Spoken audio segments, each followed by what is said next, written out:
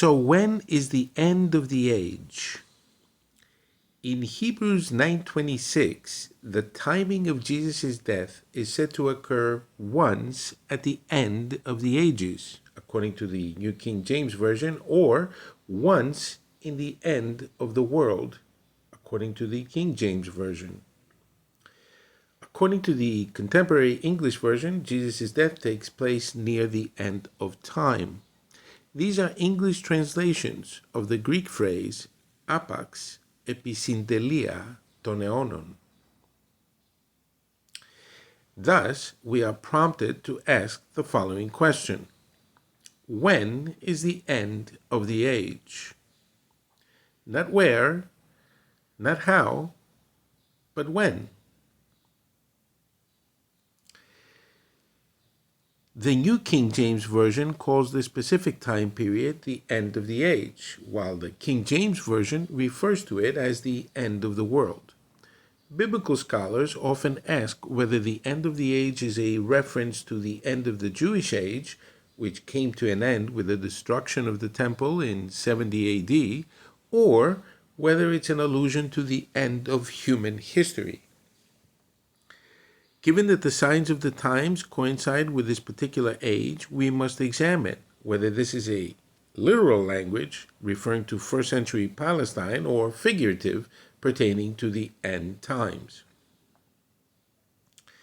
Since the end of the age is a characteristic theme of the New Testament, let's look at how Jesus explains it in the parable of the tares in Matthew 13:37 to 43. Jesus answered and said to them, "He who sows the good seed is the Son of Man. The field is the world. The good seeds are the sons of the kingdom, but the tares are the sons of the wicked one. The enemy who sowed them is the devil. The harvest is the end of the age, and the reapers are the angels. Therefore, as the tares are gathered and burned in the fire, so it will be at the end of this age. The Son of Man will send out his angels, and they will gather out of his kingdom all things that offend, and those who practice lawlessness, and will cast them into the furnace of fire. There will be wailing and gnashing of teeth. Then the righteous will shine forth as the sun in the kingdom of their Father. He who has ears to hear, let him hear." Now, in this parable, the constituent elements of the end of the age are highlighted, namely the end times, judgment day, the wicked cast into the lake of fire, and the end of human history. The key phrase that is translated as the end of the age comes from the Greek expression syntelia tu αιώνος. In a similar vein, let's see how Jesus explains the eschatological dimension of the parable of the dragnet in Matthew 13:47 to 50. Jesus says, again, "The kingdom of heaven is like a dragnet that was cast into the sea and gathered some of every kind, which when it was full they drew to shore. And they sat down and gathered the good into vessels, but threw the bad away. So it will be at the end of the age. The angels will come forth, separate the wicked from among the just, and cast them into the furnace of fire. There will be wailing and gnashing of teeth." Once again, in this parable, the end of the age, syntelia tu αιώνος, is described as taking place at the last judgment, when the righteous will be separated from the wicked, while simultaneously placing emphasis on the end of the world, when there will be wailing and gnashing of teeth.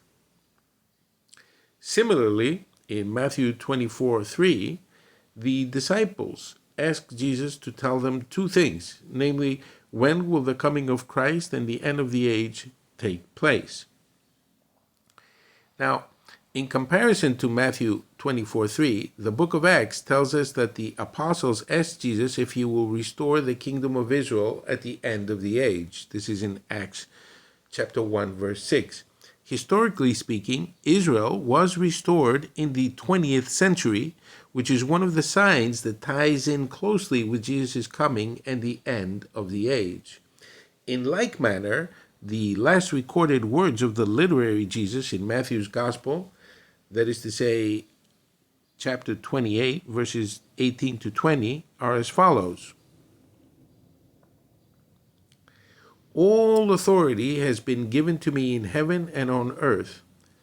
Go therefore and make disciples of all nations, baptizing them in the name of the Father and the Son and of the Holy Spirit, teaching them to observe all things that I have commanded you, and lo, I am with you always, even to the end of the age, which is from the Greek syntelias to aeonos.